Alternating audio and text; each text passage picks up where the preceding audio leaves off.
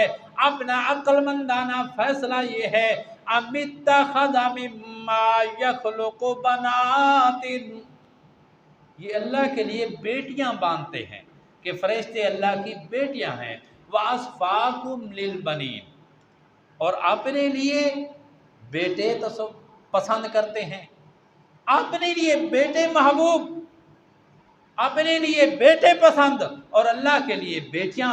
اللہ کریم فرماتے ہیں کیسے احمقانہ فیصلہ ہے، کیسے جاہلانہ فیصلہ ہے، کیسے بے وقوفانہ تمہارا فیصلہ ہے۔ کم از کم ایسا فیصلہ تو کرتے جو ایک عقل تصور کرتی ہے۔ تم اپنے لیے بیٹے اور مذکر پسند کرتے ہو، میرے لیے بیٹیاں۔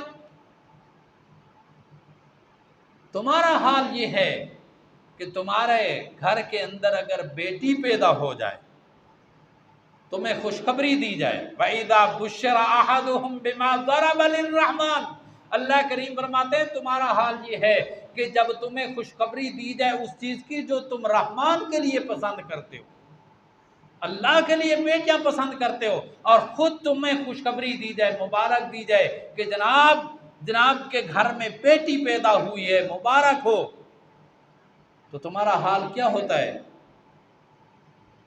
اذا بشر احدم بما ضرب للرحمن مثلا ظل وجهه مسودا، تمہارا چہرہ سیاہ ہو جاتا ہے، رنگ اڑ جاتا ہے، چہرہ بدل جاتا ہے کہ یہ کیا مصیبت میرے گلے میں پڑ گئی، کیا مصیبت میرے گھر میں آ گئی، مسودم وہو قظیم، اور تو غصے سے بھرا ہوا رہتا ہے کہ یہ کیا ہو گیا، آج میرے گھر کے اندر بیٹی پیدا ہوگی، آج اس کی پرورش کرنی پڑے گی، کل اس کے بیاہ کا خرچہ برداشت کرنا پڑے گا، پھر داماد بنانا پڑے گا، یہ سارے مصائب تو دیکھ کر خود پریشان ہو جاتا ہے، اور اللہ کے لیے بیٹیاں مانتا ہے جو سبحانہ، جو بیٹوں سے بھی پاک ہے، بیٹیوں سے بھی پاک ہے۔ تو تمہارا کیسا بے وقوفانہ اور جاہلانہ فیصلہ ہے کہ اللہ کے لیے بیٹیاں مان رہے ہو، حالانکہ خود بیٹیاں پسند نہیں کرتے۔ مَا لَهُم بِهِ مِنْ عِلْمٍ وَلَا لِآبَائِهِمْ، اللہ کریم فرماتے ہیں یہ ان کا ایسا بے دلیلانہ دعویٰ ہے کہ ان کے پاس بھی کوئی دلیل نہیں، ان کے باپ دادے کے پاس بھی کوئی دلیل نہیں۔ کبرت کلمۃ تخرج من افواہہم، اللہ کریم فرماتے ہیں کہ یہ شاید سمجھتے ہیں کہ ہم معمولی بات کہہ رہے ہیں، ہم اللہ کے لیے اولاد مان رہے ہیں، اتخذ اللہ ولدا، یا اللہ کے لیے بیٹیاں مان رہے ہیں، یہ کوئی معمولی دعویٰ ہے۔ میں نے پہلے بھی عرض کیا کہ بیٹے بیٹیوں سے مراد کیا ہے؟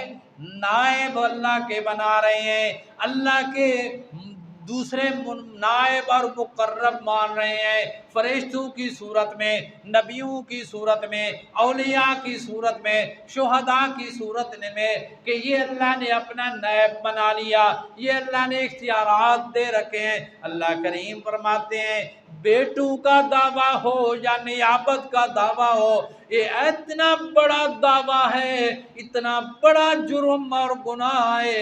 اللہ کریم فرماتے ہیں کبرت کلمۃ تخرج من افواہہم، بہت ہی بھاری جملہ، بہت ہی بڑا گناہ ہے جو ان کے منہ سے نکلتا ہے۔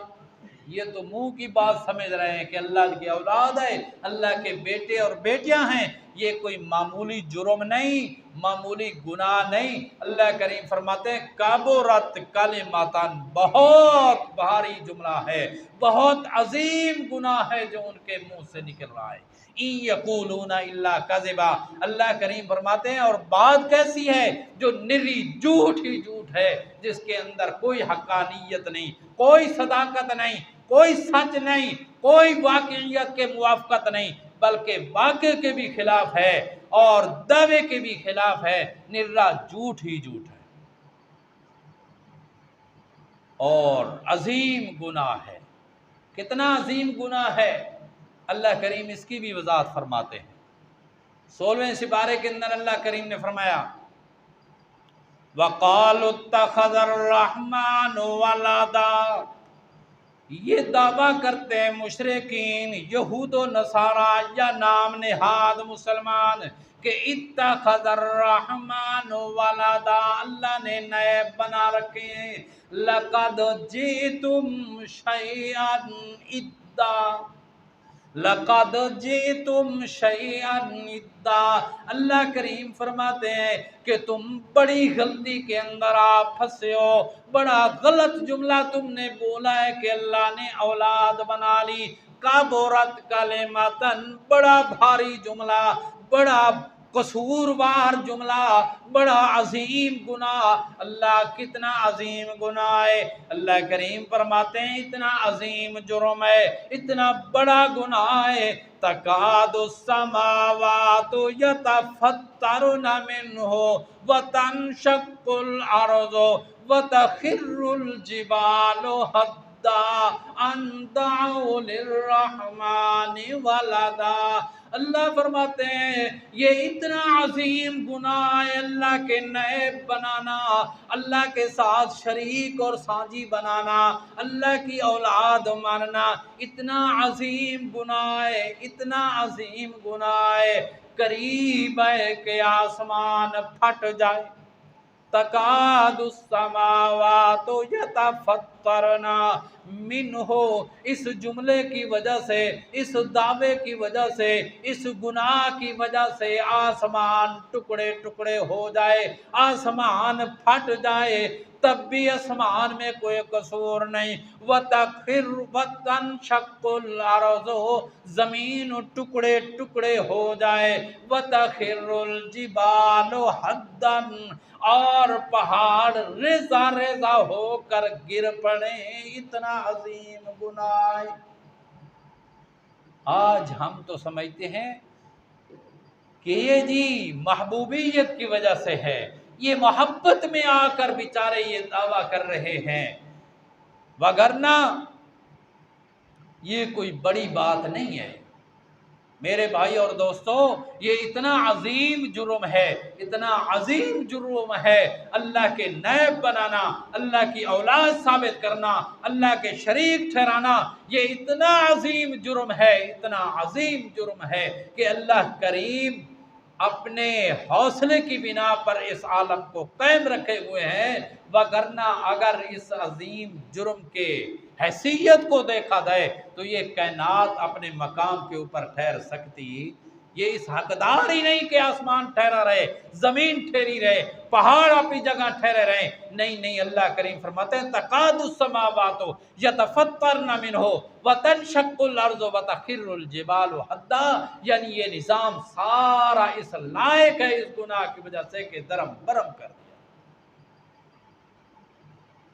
लेकिन हम कहते हैं कि नहीं जी, ये तो मोहब्बत की बिना पर कह रहे हैं।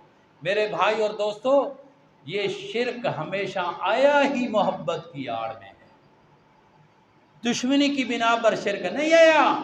शिर्क जब भी आया, शिर्क जब भी फैला तो इसी दोस्ती की आड़ में, मोहब्बत की आड़ में। दुश्मनी से कौन सा काम हो सकता है? शैतान ने जब भी जाल बिछाया, जब भी अपनी जादू चलाया, वो इसी मोहब्बत की आड़ के अंदर चलाया। शिर्क की असलियत देखी है, शिर्क का इब्तिदा देखी है, तख्लीक देखी है शिर्क की, कि शिर्क पैदा हुआ किससे? मोहब्बत से। शायद आप जानते होंगे शिर्क कहाँ से शुरू हुआ? हज़रत नूह अलैहिस्सलातु वस्सलाम के ज़माने से, आपकी बेसत से पहले। नूह अलैहिस्सलातु वस्सलाम तो शिर्क के ख़िलाफ़ पहले मुबल्लिग और नबी बनकर आए। उनसे पहले जो नबी आए थे, उन नबियों के जो बरगुज़ीदा हस्तियाँ थी, जिनके नाम थे वद, सुआ, यगूस, यऊक, नस्र, ये 5 हस्तियाँ थी।